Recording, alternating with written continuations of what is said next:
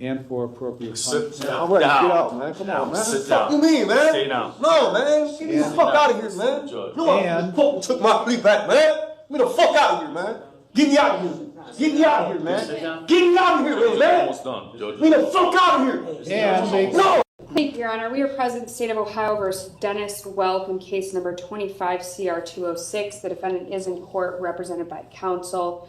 We were last here on May 14th where the defendant pled guilty to count 5 and count 6, both being sexual battery felonies of the 3rd degree. At that time, the court referred the defendant for a pre-sentence report and victim impact statement. Those reports have been completed and the state is prepared. All right, folks, buckle up because we're diving straight into one of the most intense courtroom cases in Ohio. This is the State vs. Dennis W.E.L., case number 25, County Route 206, a case that's already shocked the courtroom with its severity. We're talking sexual battery felonies, a minor victim, and a defendant with a complex criminal past. The stage is set, pre-sentence reports are in, victim impact statements are ready, and the tension is palpable. Who will get justice today, and how much time will Dennis W.E.L. actually face behind bars? Stay tuned, because the drama is about to unfold in full force. Prepared to proceed with sentencing. Mr. Watson? Thank you, Your Honor. May it please the court. I'm going to be brief. This was a heinous crime, Judge. This was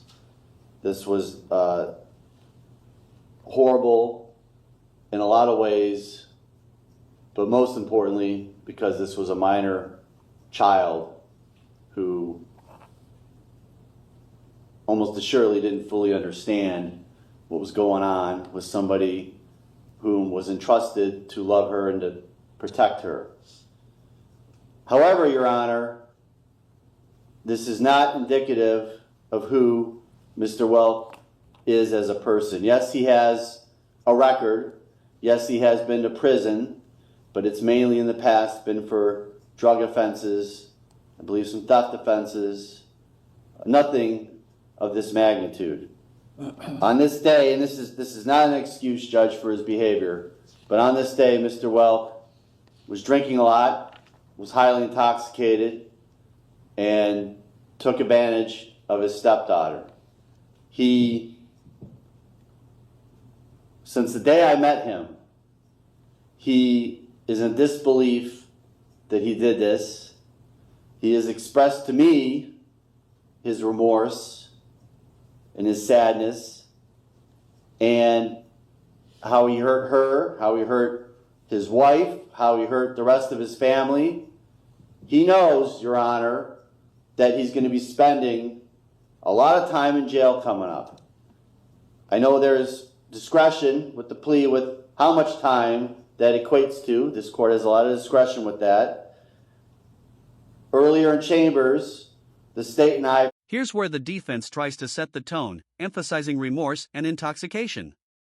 Mr. Watson paints a picture of a man who isn't normally like this, highlighting past drug and theft offenses but insisting these acts were out of character. But let's pause, this is tricky. The defendant's argument leans heavily on personal transformation and regret, yet the crime itself is horrifying. Notice how he'll likely serve as a registered sex offender for life, there's no getting around that. Audience question: do you think remorse should ever influence the severity of sentencing in cases like this, or is the crime itself the ultimate deciding factor? Presented to the court a joint recommendation for 8 years. I'm going to respectfully ask the court to consider imposing that sentence because I believe Mr. Welp is remorseful. I believe that this is not who he is as a person, and I'm hoping when his time is up and he gets out, which by the way, he's going to be reporting as a sex offender for the rest of his life, so he's going to be under a microscope, he's going to be monitored for the rest of his life, but I'm hoping that he'll be able to piece things together, make amends with at least part of his family. I don't know if he can ever make full amends with everybody or not. And you're going to hear from him in just a minute, Your Honor. But again, I don't think this is who he is as a person, and I'm going to respectfully ask the court to consider adopting the joint recommendation. Thank you, Your Honor. All right. You are required to register in person with the sheriff of the county in which you establish a residency within 3 days of coming into that county, or if temporarily domiciled for more than 3 days. You are also required to register in person with the sheriff of the county in which you establish a place of education immediately upon coming into that county. If you establish a place of education in another state but maintain a residence or temporary domicile here, you are also required to register in person with the sheriff or other appropriate official in that other state immediately upon coming into that state. Failure to register, failure to verify residence at the specified times, or failure to provide notice of change in residence address or other required information as described above will result in a criminal prosecution. Mr. Watson, if you would present this to Mr. Welk for his acknowledgement and signature. All right, Mr. Welk, what do you want to tell me before I impose sentence? First and foremost, I'd like to apologize to the courts for appearing before them today. I'd like to apologize to the victim in this case. I'm not going to use alcohol or drugs as an excuse for anything. However, alcohol was the main factor in this case. But I take full responsibility for my actions because I chose to make the irresponsible decision consuming too much alcohol than I could handle, causing poor, regretful choices leading to my incarceration. I've read the police reports and feel ashamed, embarrassed, and hurt because that's not the person I am. And I wouldn't be standing here today if I would have just been more responsible. I have 4 younger children that I've let down because of being locked away from them, missing out on watching them grow. Having to deal with that is a heartache alone. The only thing I can do now is work on myself while incarcerated, take advantage of all programs they offer, and become a better man and a better father, and not give up doing so. I have to make this my last time in jail, and I plan to. I'm sincerely remorseful to my victim in this case, letting her down when I was supposed to be a father figure in her life. I beat myself up over this every day. Over this, wishing I could take it all back. I just hope she can grow up in life and leave this in the past, and that it doesn't affect her future. Again, I'm sorry to everyone I caused pain to in this case.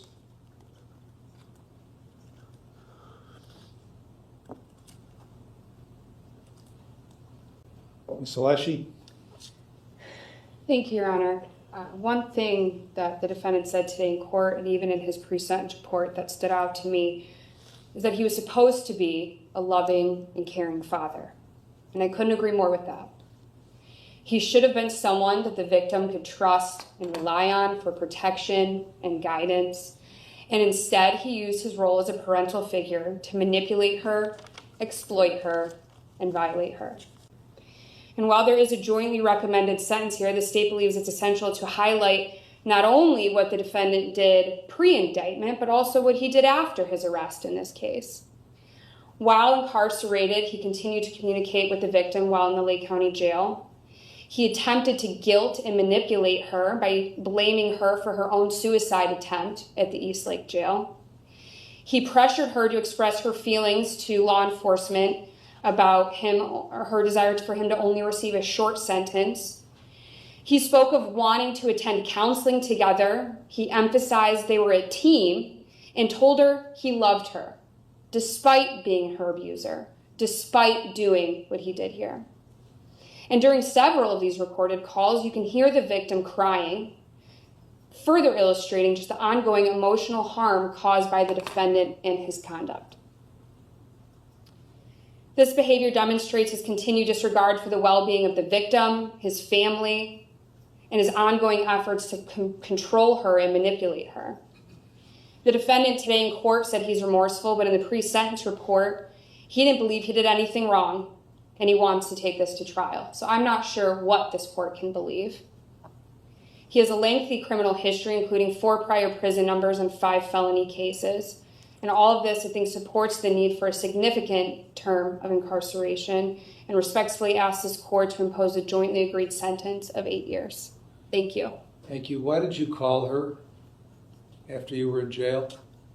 Because I was told by the detective I was allowed to. Okay. I didn't call her. I called my wife, and she answered the phone. All right. And what contact did you have with her about retracting her statement or modifying her statement? It wasn't retracting. We talked about counseling, going to counseling and stuff, because that was something that they was talking about making them do, and something she said she didn't want to do. Well, trying to, whether directly contacting her or contacting her through your wife, was wholly inappropriate. And it was further evidence of you trying to take advantage of her at that young age, like you did when this happened. Now she asked the detective if she could have contact with me when this case was all started. Then when I went to my preliminary hearing on February 11th, I asked the detective and he told me the same thing. All right. Well, you're experienced enough in the system to have the wisdom that you shouldn't have been contacting her. Okay. In talking to her, having about anything having to do with this case. So you've in your statement, you say you apologize to her, but then in the pre-sentence report, you talk about how you don't believe you did everything you're accused of doing and wanted to take this to trial. What's that all about? I don't remember exactly what I said, Your Honor, but what I was saying was I don't have recollection of what happened the night of. So I wasn't admitting to, I don't know what happened.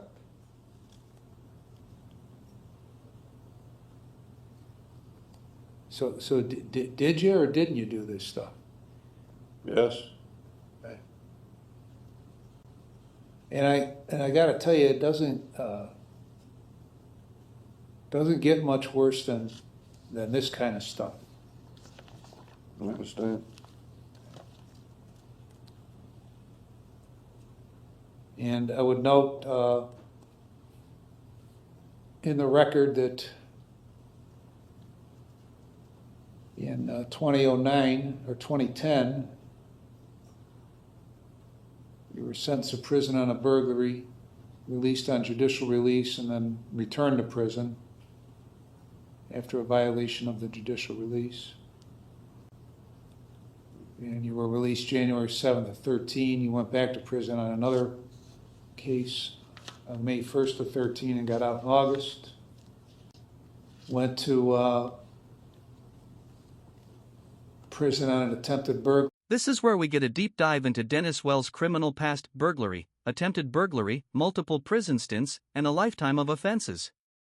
The judge considers all of this in deciding the sentence: 60 months on count 5, 60 months on count 6, consecutive.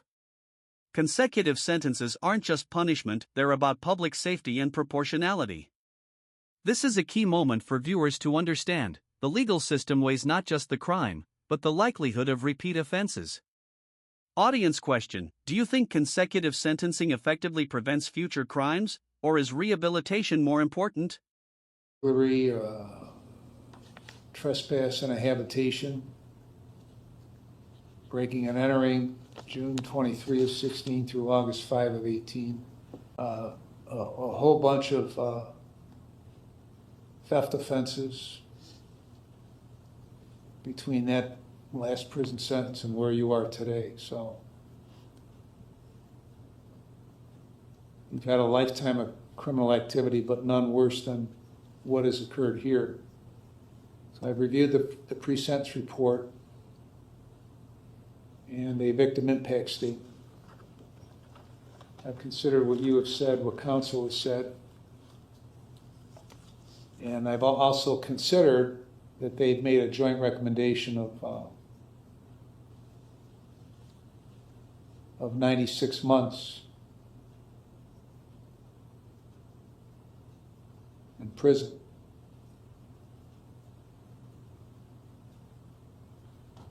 And so on count, and I've considered all the provisions in 29, 29, 11, 29, 29, 12, 13, and 14. In consideration of all that, on count 5, I'm going to sentence you to a term of 60 months.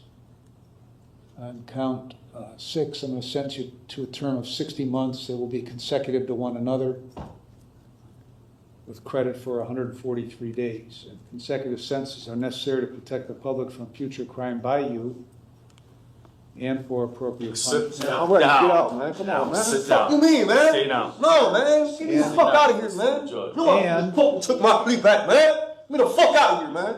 Get me out of here. Get me out of here, man. Get me out of here, man. Almost done, Judge. Get me the fuck out of here. And they No, man. Get me out of here. Get me consecutive, out of here, man. What the fuck you mean, nigga? Get me the fuck out of here. Man, get me the fuck out of here, man. Let me get my leg. Get me out of here, man. Just take him in the chair. Okay, we're in this chair. All right.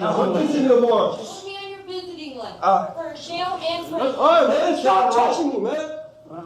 I'm not doing shit, man. I'm not doing shit. I'm not doing shit. What the fuck do all this?